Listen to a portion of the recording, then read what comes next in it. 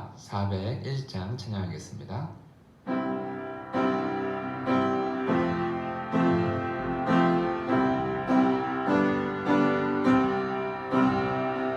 주의 곁에 있을 때 마음이 든든하오니 주여 내가 살 동안 인도하여 주소서. 주여 주여 나를 인도하소서. 마른 세상 살 동안 주여 인도하소서. 피난처인 예수여 세상 물결함할 때 크신 은혜 베푸사 나를 숨겨주소서. 주여 주여 나를 인도하소서. 마른 세상 살 동안 주여 인도하소서. 세상 풍파진 않은 영화로운 나라와 눈물 없는 곳으로 들어가게 하소서. 주여 주여 나를 인도하소서. 마른 세상 살 동안 주여 인도하소서. 아멘. 다같이 사도신경으로 신앙 고백하겠습니다. 전능하사 천지를 만드신 하나님 아버지를 내가 믿사오며 그 외아들 우리 주 예수 그리스도를 믿사오니 이는 성령으로 잉태하사 동정녀 마리아에게 나시고 분디오 빌라도에게 고난을 받으사 십자가에 못 박혀 죽으시고 장사한 지 사흘 만에 죽은 자 가운데서 다시 살아나시며 하늘에 오르사 전능하신 하나님 우편에 앉아 계시다가 저리로서 산자와 죽은 자를 심판하러 오시리라. 성령을 믿사오며 거룩한 공회와 성도가 서로 교통하는 것과 죄를 사하여 주시는 것과 몸이 다시 사는 것과 영원히 사는 것을 믿사옵나이다. 아멘. 찬송가 405장 찬양하겠습니다.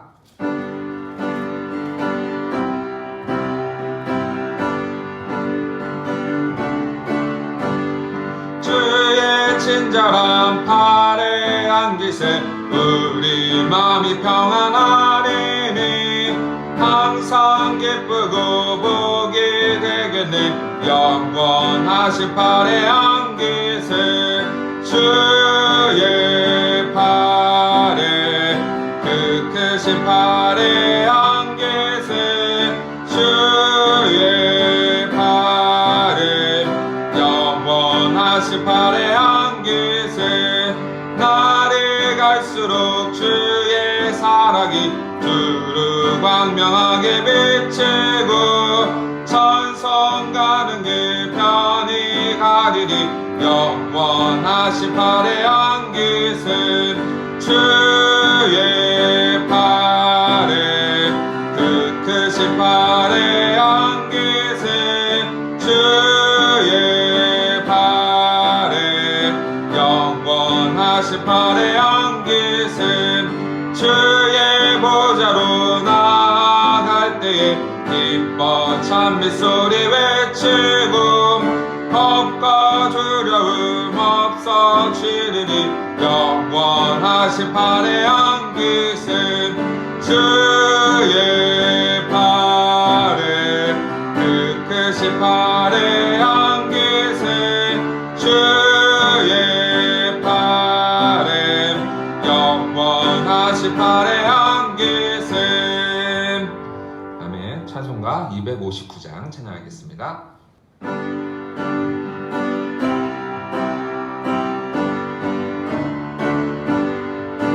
예수 십자가에 흘린 피로써 그대는 씻기어 있는가.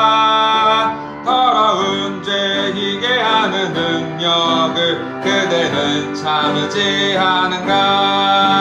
예수의 보혈로 그대는 씻기어 있는가. 마음속에 여러가지 죄악이 깨끗이 씻기어 있는가.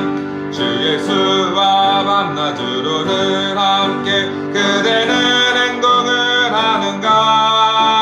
아무 때나 어디서나 그대는 십자가 붙들고 있는가. 예수의 보혈로 그대는 씻기어 있는가. 마음속에 여러가지 죄악이 깨끗이 씻기어 있는가. 주님 예수 다시 올 때 그대는 영접할 예복이 있는가. 그대 몸은 거룩한 곳 천국에 들어갈 준비가 됐는가. 예수의 보혈로 그대는 씻기어 있는가. 마음속에 여러가지 죄악이 깨끗이 씻기어 있는가. 모든 죄에 더러워진 예복을 주 앞에 지금 다 벗어서 샘물같이 솟아나는 보혈로 눈보다 더 이게 씻으라. 예수의 보혈로 그대는 씻기어 있는가. 마음속에 여러가지 죄악이 깨끗이 씻기어 있는가. 아멘. 이 시간 다 같이 합심하여서 기도하겠습니다. 우리가 다 같이 합심하여 기도할 때 나라가 더욱더 안정되어지고 코로나19가 속히 끝나서 정말로 모든 생활과 경제와 예배가 회복되어져서 하나님 앞에 영광 돌리는 귀한 나라가 되도록 기도해 주시고, 또 교회를 위해서 기도하실 때 교회와 성전 건축이 속히 진행되어지고 하나님의 뜻과 하나님의 영광을 위해서 온전히 합심하여 모든 성도가 하나님께 헌당하는 또 귀한 성전 될 수 있도록 기도해 주시고, 또 오늘 드릴 예배와 그리고 담임 목사님의 사역을 위해서 다 같이 기도하겠습니다. 하나님 감사합니다. 오늘도 인도하여 주셔서 하나님 우리가 합심하여서 오늘도 주님 앞에 나아가 기도할 수 있도록 인도하여 주시면 감사합니다. 하나님의 그 은혜 안에서 우리가 오늘도 기도합니다. 하나님 우리나라를 기억하여 주시고 지켜주셔서 하나님 나라가 더욱더 안정화되고 회복되어질 수 있도록 인도하여 주시기 믿습니다. 코로나19로 인하여서 전 세계가 몸살을 앓고 있는 가운데 하나님 각각 나라마다 어려움이 있사오니 하나님께서 이 코로나19가 속히 지나갈 수 있도록 도와주셔서 회복이 있고 하나님의 은혜가 있고 역사가 있도록 도와주셔서 경제가 회복되어지고 생활이 회복되어지고 공예배가 회복되어져서 하나님 정말로 주님을 바라보고 주님만 의지하고 주님의 우리를 도우시고 인도하신다는 사실을 잊지 않고 우리가 합심하여서 날마다 기도하는 자를 될 수 있도록 도와주셔서 하나님의 은총을 구하오니 하나님의 그 은혜를 구하오니 하나님 정말 우리의 기도를 들으시고 하나님 정말로 속히 회복의 역사가 일어날 수 있도록 하나님께서 인도하여 주시고 도와주시옵소서. 또한 교회와 성전 건축을 해서 기도합니다. 평화교회를 기억하여 주시고 평화교회가 하나님의 영광을 위해서 날마다 힘차게 달려가는 교회 될 수 있도록 도와주옵시고, 성전 건축이 이제 진행되어지고 있사오니 하나님 정말로 성전 건축을 통하여서 하나님 영광 받으시고 하나님 기뻐 받으시는 건축의 시간 되게 하여 주옵시고, 하나님 시공사와 그 건축위원장님과 건축위원회가 정말 합심하여서 하나님 앞에 성전을 건축하며 나아갈 수 있도록 도와주옵시고, 모든 성도와 한마음 한뜻으로 건축되어지고 또 헌당할 수 있도록 인도하여 주셔서 하나님의 영광을 위해 힘차게 달려가는 평화교회와 사성전 건축될 수 있도록 인도하여 주시옵소서. 오늘 드리는 예배도 하나님 기억하여 주옵시고 각자의 자리에서 하나님을 예배하고 하나님을 경배할 수 있도록 도와주셔서 하나님 은혜를 주시옵시고 하나님이 찾고 찾는 그 귀한 시간 될 수 있도록 인도하여 주옵시고, 또한 하나님 목사님의 기도하오니 목사님 건강 지켜주시옵시고 늘 강건케 하여 주셔서 하나님께서 맡기신 사역 잘 감당할 수 있도록 도와주옵시고, 교회를 섬김에 또 하나님께 맡기신 사역을 감당함에 좀 더 부족함 없도록 늘 날마다 하나님의 영광을 위해서 살아가시는 목사님 될 수 있도록 하나님께서 인도하여 주시고 역사하여 주옵소서. 감사하며 살아계신 예수 그리스도의 이름으로 기도합니다. 아멘. 다 같이 하나님 말씀 보겠습니다. 함께 보신 하나님 말씀은 신약성경 사도행전 8장 14절에서 25절 말씀입니다. 신약성경 사도행전 8장 14절에서 25절 말씀입니다. 신약성경 200페이지에 있습니다. 제가 봉독해 드리겠습니다. 예루살렘에 있는 사도들이 사마리아도 하나님의 말씀을 받았다함을 듣고 베드로와 요한을 보내며 그들이 내려가서 그들을 위하여 성령 받기를 기도하니 이는 아직 한 사람에게도 성령 내리신 일이 없고 오직 주 예수의 이름으로 세례만 받을 뿐이더라. 이에 두 사도가 그들에게 안수하며 성령을 받은지라. 시몬이 사도들의 안수로 성령 받는 것을 보고 돈을 들여 이르되 이 권능을 내게도 주어 누구든지 내가 안수하는 사람은 성령을 받게 하여 주소서 하니 베드로가 이르되 내가 하나님의 선물을 돈 주고 살 줄로 생각하였으니 내 은과 내가 함께 망할지어다. 하나님 앞에서 내 마음이 바르지 못하니 이 도에는 내가 관계도 없고 분깃될 것도 없느니라. 그러므로 너의 이 악함을 회개하고 주께 기도하라. 혹 마음에 품은 것을 사하여 주시리라. 내가 보니 너는 악독이 가득하여 불의에 매인바 되었도다. 시몬이 대답하여 이르되 나를 위하여 주께 기도하여 말한 것이 하나도 내게 임하지 않게 하소서 하니라. 두 사도가 주의 말씀을 증언하여 말한 후 예루살렘으로 돌아갈새 사마리아인의 여러 마을에 복음을 전하니라. 아멘. 네, 오늘 말씀은 빌립이 사마리아에 복음을 전한 이후에 이제 사람들이 예수를 믿고 세례를 받았습니다. 그리고 나서 그 소문이 예루살렘에게까지 들린 것이죠. 그래서 14절에 보면은 예루살렘에 있는 사도들이 사마리아도 하나님의 말씀을 받았다함을 듣고 베드로와 요한을 보내매라고 기록하고 있습니다. 사마리아 사람도 드디어 예수의 복음을 받아들이고 그리고 예수를 믿고 세례를 받아서 그들이 그리스도인이 되었다 하는 소식이 예루살렘에 들린 것이죠. 이것이 왜 중요하냐면 당시 역사적 상황을 우리가 잘 살펴보면 어떤 일이 있냐면 유대인들과 사마리아인들과의 관계가 그렇게 우호적 관계가 아닙니다. 서로 갈등 관계에 있어요. 그래서 되도록 유대인들도 사마리아 지역을 지나가지 않아요. 예수님은 의도적으로 사마리아 살고 있는 그 여인에게 사마리아 길로 들어가셨지만 실제로 유대인들은 그곳을 돌아가요. 실제적으로는 갈등 관계가 있는 지역이에요. 그런데 그 지역에 이제는 예수의 복음을 통하여서 그들이 예수님을 믿고 하나님의 말씀을 받았다 함을 듣자마자 예루살렘에서 베드로와 요한을 파송하는 거죠. 왜냐하면 그들에게 이제는 사마리아에게 복음이 열렸다라는 것을 보여주는 것이에요. 그 많은 갈등 속에서 갈등이 있었지만 복음을 통해서 그 갈등의 길이 풀려나가기 시작하는 것을 오늘 성경을 통해서 말씀해주고 있는 것입니다. 그래서 예루살렘에 있는 사람들이 베드로와 요한을 사실 속히 파송한 거예요. 사마리아로 가는 복음의 문이 열렸기 때문이죠. 그래서 15절에 보니까 그들이 내려가서 그들을 위하여 성령 받기를 기도하니 16절에 보면 이는 아직 한 사람에게도 성령 내리신 일이 없고 오직 주 예수의 이름으로 세례만 받았을 뿐이더라 라고 기록하고 있습니다.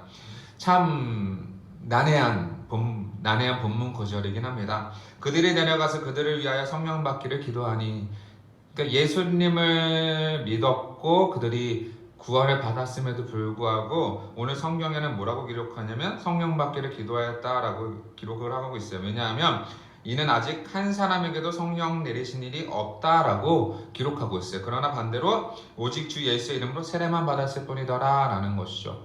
그러니까 이러한 문제를 가지고 많은 파들이 또 갈라지기도 하는데 그래서 이 가톨릭 같은 경우는 이 안수를 한 이 사도들에게 집중하죠. 왜냐면 이 사제들이 다 이 사도들의 후예들이잖아요. 교황도 베드로의 후예고요. 그래서 안수하면 성령을 받는다 이렇게 주장하는 것도 있고요. 오순절 같은 경우는 예수님을 믿는 것과 성령 세례와는 별개라는 거예요. 성령 받는 것은 다시 받아야 된다라고 가르쳐요. 그러나 저희 개혁주의 입장에서는 좀 다르죠.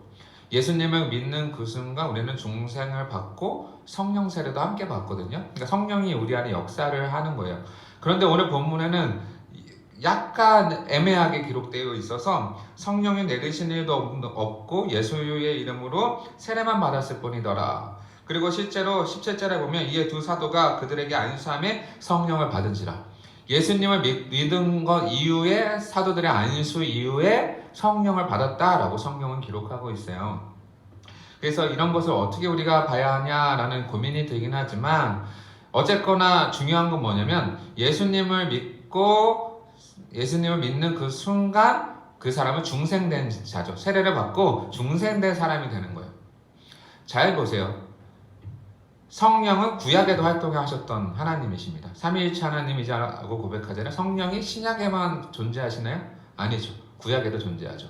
그렇다면 구약 안에 있는 백성들은 성령의 세례를 받았나요?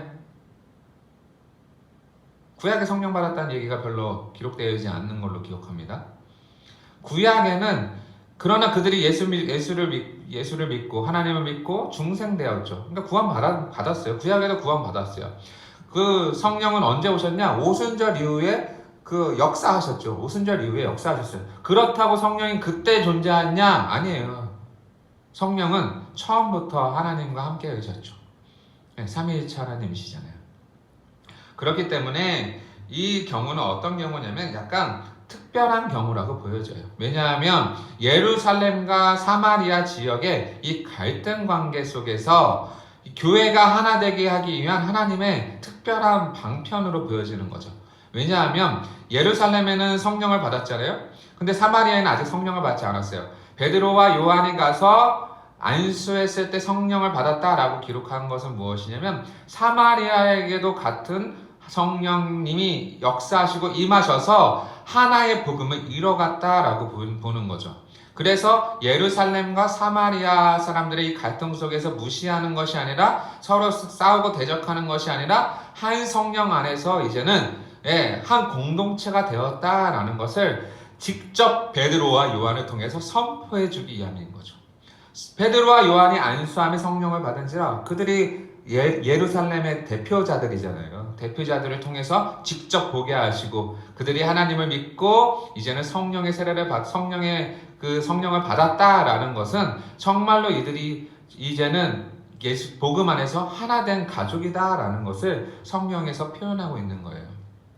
그래서 특별한 케이스로 보여지는 겁니다. 특별한 거예요. 하나님의 섭리로 해석하는 학자도 있어요. 하나님의 섭리로 보는 것입니다. 실제로는 우리가 예수님을 믿는 그 순간 성령께서 우리 안에 역사하셔서 우리가 성령을 받죠. 성령을 받는 거예요. 그러나 여기서는 약간의 시간의 간격을 두는 것은 바로 하나님의 특별한 섭리로 보는 것이 우리가 가장 안전한 해석으로 보여지는 거죠. 신비예요, 신비. 알 수 없죠. 하나님께서 비밀로 감추어 주신 것을 사람이 어떻게 풀을 수 있겠어요?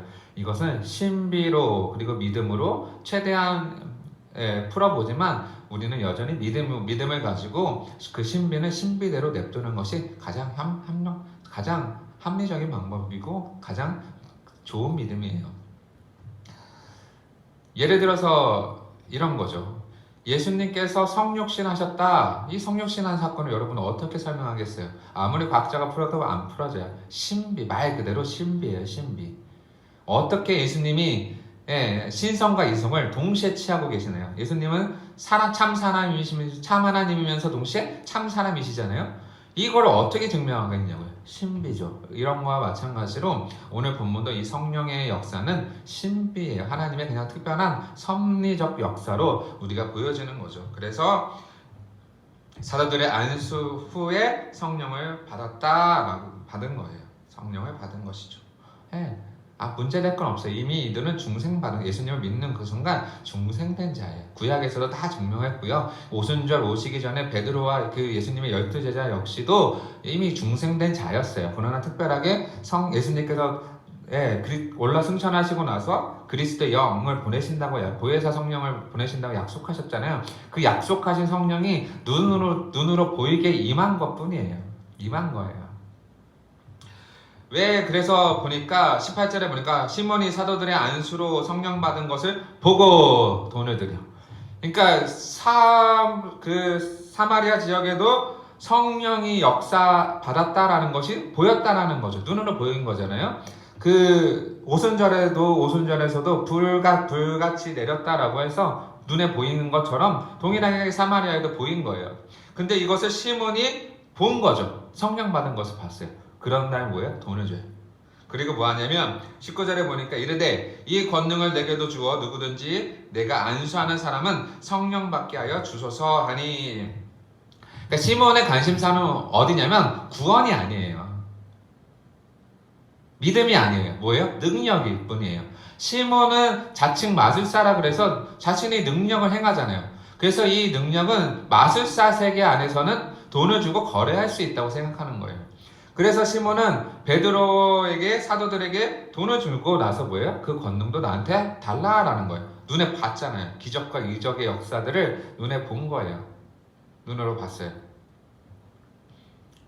성령이 눈으로 보이게 온 거죠. 어떠한 형태로 왔는지 알 수 없지만 눈으로 본 거예요. 시몬 마술사가요. 그래서 권능을 내게 팔라라는 거죠. 돈을 주고요. 그래서 내가 안수하는 사람은 누구든지 성령을 받을 수 있게 해달라는 거예요. 그때 베드로가 뭐라고 고백하냐면 20절에 보니까 베드로가 이르되 내가 하나님의 선물을 돈 주고 살 줄로 생각하였으니 내 은과 내가 함께 망할지어다 라고 기록하고 있어요.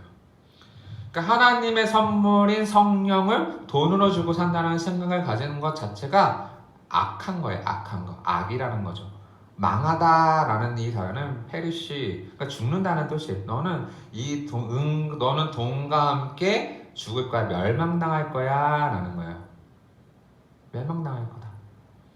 요한복음 3장 16절에 하나님이 세상을 이처럼 사랑하사 독생자를 주셨으니 이는 저를 믿는 자마다 멸망치 않고, 이 멸망치 않고라는 이 단어와 오늘 이 망할지어다라는 단어가 똑같은 단어인 거예요. 멸망하지 않을 거야, 너 구원받을 거야 라는 뜻이냐면 망할 거야, 멸망할 거야 라는 무슨 말이에요? 너 구원받지 못하고 죽을 거라는 소리죠. 그렇기 때문에 베드로는 시몬을 저주해요. 왜? 하나님의 선물을 돈으로 주고 살려고 했기 때문이에요. 오늘날에도 이런 사람들이 있어요. 하나님의 이 능력을 마치 돈으로 팔려고 하는 사람들이 있죠. 교회에 와서 내가 너를 치료해 줄 테니까 헌금 얼마 하십시오. 이단들이 하는 수법들이기도 하죠. 그러니까 우리는 조심해야 돼요. 하나님의 선물의 역사를 자꾸 돈으로 계산해서 잘못된 길로 가면 안 되는 거예요. 하나님께서 주신 선물이 은사잖아요. 은사. 우리는 은혜로 받은 것을 돈 받고 행한다? 이상하죠. 돈 받고 행하는 게 아니에요. 우리가 받은 그 선물은 거저 받았기 때문에, 은혜로 받았기 때문에 어떻게 해요? 우리도 그 선물을 은혜로 거저 나눠주는 거죠. 이게 정상적인 성령의 사람들이에요. 예수 믿는 사람들이에요. 그러나 이것을 악용해서 시몬처럼 돈으로 받고 팔고 라는 식의 생각을 갖고 있는다라면 하나님으로부터 멸망당할 자들이라는 거예요.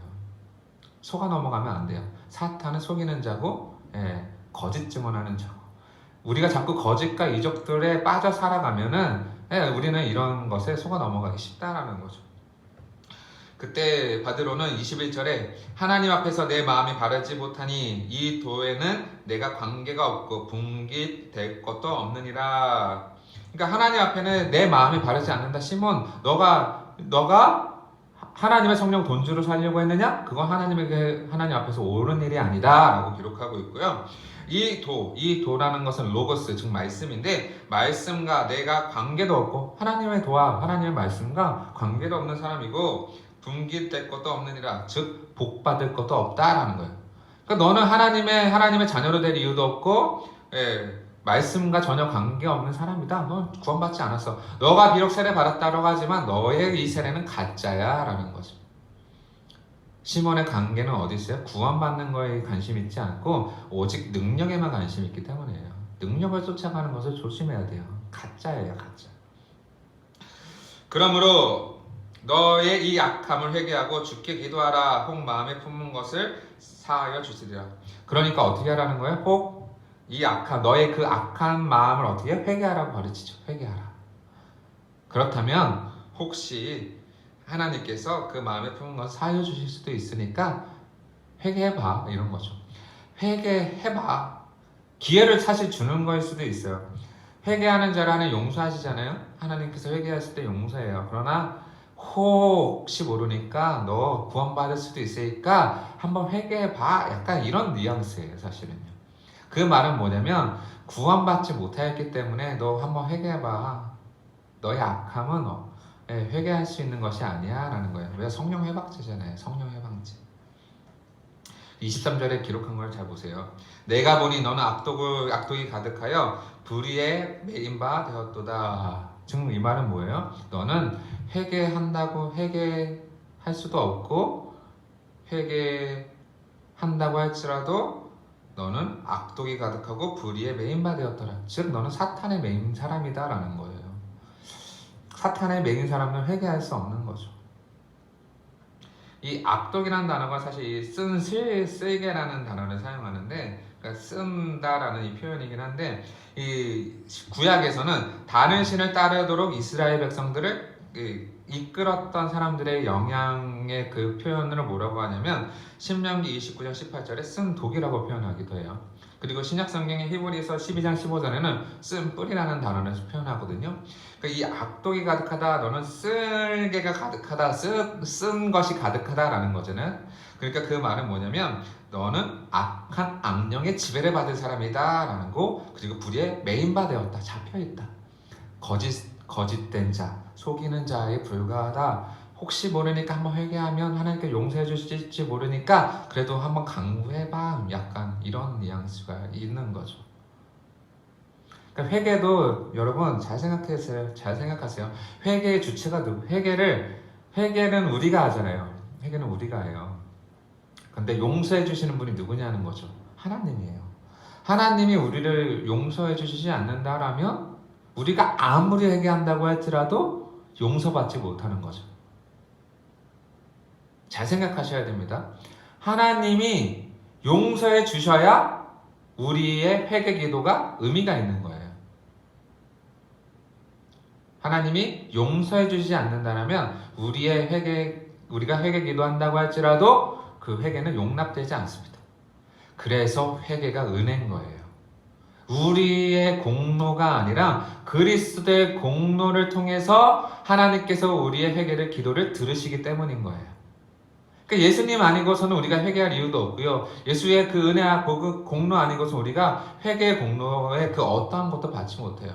하나님이 우리를 왜 용서해 주시겠어요? 예수님께서 우리를 대신해서 우리의 죄를 십자가에 짊어지시고 대신 그 값을 치러 주셨기 때문에 그 예수 그리스도의 이름으로 기도할 때, 회개할 때 하나님께서 용서해 주시는 거죠. 은혜예요. 회개에 공로는 없지만 회개하는 것 자체가 은혜인 거예요. 시몬 같은 사람은 이 은혜를 누리지 못해요. 그래서 24절에 보면 시몬이 대답하여 이르되 나를 위하여 주께 기도하여, 본인이 기도하면 되는데 본인 기도 안 하잖아요. 나를 위하여 주께 기도하여 말한 것이 하나도 내게 임하지 않게 하소서 하는가. 그러니까 시몬은 참된 자유부에 관심은 하나도 없고요. 복음의 은혜가 자유잖아요. 참 자유를 얻는 건데 거기에 대해서는 관심이 하나도 없고 오직 뭐예요? 벌에서만 자유하기를 원하는 거예요. 그 악독히 가득한 하나님으로부터 형벌이 무서워서 거기서만 자유하기를 원하는 거지, 예수님이 주시는 복음에 주는 참된 자유에 대한 관심은 없어요. 오직 능력과 그 피하기 위한 하나의 수책에 불과한 거죠. 벌을 피하기 위한. 시몬은 그래서 세례를 받았지만 구원받지 못한 한 사람 중에 한 사람인 거죠. 25절에 보니까 두 사도가 주의 말씀을 증언하여 말한 후 예루살렘으로 돌아갈새 사마리아인의 여러 마을에서 복음을 전하니라. 그들이 안수만 하고 성령을 안수만 하고 간 것이 아니라 주의 말씀을 증언하고 말한 후 예루살렘 돌아갔다라고 기록하고 있어요. 그러니까 그들의 믿음을 가르치고 지키게 하고 세례를 주고 지키고 그 다음에 명령한 거예요. 그들의 명령을 잘할 수 있도록 도와준 거예요. 복음을 가르쳐 준 거예요. 좀 더 그들의 신앙이 잘 양육할 수 있도록 사도들이 더욱더 훈련하고 말씀을 가르치고 전달하고 그리고 예루살렘에 돌아간 것이에요. 그냥 돌아간 것이 아니에요. 기도만 하고 돌아간 것이 아니라는 거죠. 그래서 사마리아인의 여러 마을에 복음이 전파된 거죠. 그러니까 이제는 사마리아에도 그리스도의 복음이 완전하게 임한 것을 바로 오늘 성경에서 기록하고 있습니다. 우리가 여기서 조심해야 될 것은 바로 무엇이냐면 바로 시몬의 모습에서 나와 있듯이 바로 우리가 하나님의 선물을 성령의 능력을 돈으로 살 생각하면 안 된다는 거죠. 하나님이 돈에 매여 계시나요? 우리가 돈에 매여 있죠. 우리가 돈에 매여 있고 돈에 관심이 있어요. 기적과 이적에 눈에 보이는 것만 집중하는 거죠. 정작 우리가 하나님 앞에서 얼마나 우리가 말씀을 바로 하는지, 기도를 얼마나 우리가 소중하게 생각하는지에 대한 관심보다 눈에 보이는 당장 기적과 이적에만 관심이 있는 거예요. 이게 시몬의 잘못된 신앙이거든요. 그러니까 뭐예요? 돈을 주고 기적과 이적 그 능력을 살려고 한 거죠. 요즘 우리가 알고 있는 이 물질 만능주의 이 시대는 돈이면 안 되는 게 없다라고 생각하는 시대잖아요. 그러나 교회 그리고 신앙, 믿음은 돈으로 주고 살 수 있는 것이 하나도 없어요. 구원도 돈으로 주고 못 사잖아요. 하나님을 믿고 하나님을 섬기고 구원받고 하나님의 그 능력을 행하는 것조차 우리는 다 은혜로 받은 것이지 돈으로 주고 사는 것이 아니에요. 우리의 공로가 하나도 들어가 있지 않는데요. 그렇기 때문에 기적과 이적을 쫓기보다는 우리는 뭐에 더 집중하느냐? 말씀과 기도에 집중해야 한다. 경건의 훈련에 집중해야 합니다. 거룩해지는 것에 집중해야 돼요. 디모데전서 4장 5절에 말씀하고 있는 것처럼 하나님의 말씀과 기도로 거룩하여짐이라. 하나님의 말씀과 기도에 집중하는 사람들이 되어야 하는 거예요. 눈에 보이는 수단을 쫓아다니지 말고 우리가 더욱더 하나님 앞에서 바로 서고 거룩해지는 그 경건의 훈련에 우리는 집착해서 우리의 신앙이 점점 하나님 앞에 자라갈 수 있도록 우리는 훈련해야 하는 거죠. 많은 그리스도인들이 하나님의 말씀에 무지합니다. 그리고 많은 목사님들이 하나님 말씀을 무시해요. 우리 한국교회에 개혁해야 할 과제예요. 무지하고 무시한다. 하나님의 말씀을요. 우리가 다시 한번 새겨야 합니다. 하나님의 말씀을 무지하고 무시하는 게 얼마나 그리스도인으로서 잘못된 행동을 하고 있는지 성경에서 말하고 있듯이 하나님의 말씀과 기도로 거룩하여지는 것, 그것이 신앙이고 그것이 믿음을 자라게 하는 요건이고 우리의 거룩한 삶을 살게 하는 방식인데 우리가 하나님의 말씀을 무지하다, 말씀에 무지하고 말씀을 무시한다. 얼마나 잘못된 신앙생활을 하고 있냐 이거예요. 하나님의 말씀을 귀하게 여겨서 말씀대로 살라. 그리스도의 종이잖아요. 하나님의 자녀이면서 종이잖아요. 그러니까 하나님 말씀대로 살아가는 것이 바로 우리의 사명이에요. 무시해도 안 되고 무지해도 안 돼요. 말씀을 읽고 기도하고 그 거룩함을 유지할 수 있도록 성령의 능력을 구하면서 살아가야죠. 장성한 분량, 그리스도의 장성한 분량까지 우리가 이뤄가는 것이 우리의 삶의 핵심이죠. 그리스도 신앙의 핵심이에요. 진리를 추구하고 거룩을 추구하고 우리가 그렇게 살아야 되지 않나요? 그렇기 때문에 오늘 사랑하는 성도 여러분, 정말로 오늘 말씀을 우리가 다시 한번 되새기면서 하나님의 말씀과 기도를 소중히 하고 진리를 소중히 하고 거룩해지는 비결을 우리가 다시 한번 생각해서 하나님의 말씀을 쫓는데 거룩을 포기한다? 말이 안 되죠. 근데 거룩한 삶을 유지한다는데 말씀을 포기한다? 말이 안 되는 거예요. 같이 갈 수밖에 없는 거예요. 그러므로 정말로 말씀과 기도로 거룩하여짐이라, 이 말씀을 다시 한번 우리 마음에 새겨서 정말로 하나님 오시는 그날까지, 우리가 하나님 만나는 그날까지 최선을 다해서 하나님의 말씀과 기도의 삶을 소중하게 생각하여서 거룩을 유지하시고 거룩한 삶을 살아가는 귀한 성도님들 되시기를 간절히 소망합니다. 기도하겠습니다. 하나님 감사합니다. 오늘 말씀을 통하여서 우리에게 말씀하여 주신 바 시몬과 같이 돈으로 하나님의 능력과 구원과 그 복음을 사는 것이 아니라 하나님의 선물이고 정말 우리를 사랑하신 그 하나님의 은혜이고 예수님의 공로고 예수님의 그 사랑을 우리가 잊지 않도록 도와주셔서 정말 눈에 보이는 것을 쫓아 살아가는 것이 아니라 돈을 매여 살아가는 것이 아니라 복음에 매여 예수께 매여 그 은혜에 매여 우리가 살아갈 수 있도록 도와주셔서 하나님의 말씀과 기도로 거룩하여 저가 그리스도의 장성한 분량까지 자라갈 수 있도록 인도하여 주셔서 진리와 거룩과 생명을 귀하게 여겨 하나님의 은혜 아래 온전히 살아가는 귀한 성도들 될 수 있도록 인도하여 주시옵소서. 감사하며 예수님의 이름으로 기도합니다. 아멘. 주님께서 가르쳐 주신 기도하겠습니다. 하늘에 계신 우리 아버지여, 이름이 거룩히 여김을 받으시오며 나라의 임하옵시며 뜻이 하늘에서 이룬 것 같이 땅에서도 이루어지리이다.